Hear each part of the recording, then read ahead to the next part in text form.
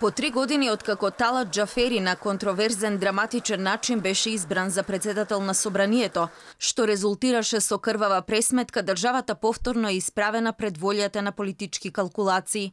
Сега парадоксот е, веќе распуштениот парламентарен состав повторно да седне во собраниските клупи, со што според стручната фела би извршиле брутално кршење на уставот. Клучот е во рацете на Џафери, а тој сега мудро молчи.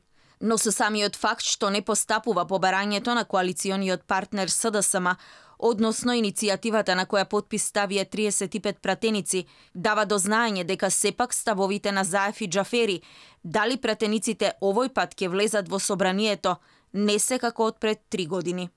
А што беше во позадина на 27 април 2017? Тој одговор се уште не успеа да го даде судот. Бројни судски постапки, десетици обвинети, без правосилни пресуди, изгора на се, амнестирање на пратеници. Оние кои ги отворија собраниските врати и без нив толпата немаше да влезе во парламентот и да се случи крвавиот четврток.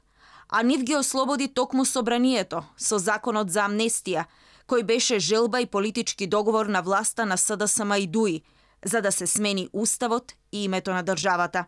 Наспроти амнестијата, 15-мина добија 211 години затворска казна.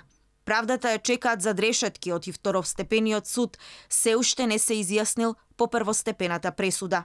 Делото за кое ги товари обвинителството е терористичко загрозување на уставниот поредок и безбедноста. Но за собраниските настани се водеа уште десетина различни судски постапки. За насилство, убиство во обид, учество во толпа и беа осудени околу 40 на лица. Обвинителството тврди дека ги има и организаторите на 27 април, а како доказ е тврдењето на веќе осудено лице за собраниските случувања, кое беше и во бегство, но под чудни околности се предаде на органите на прогонот. По се изгледа за да стане совесен граѓанин, во духот на правдата, она потерк на политиката.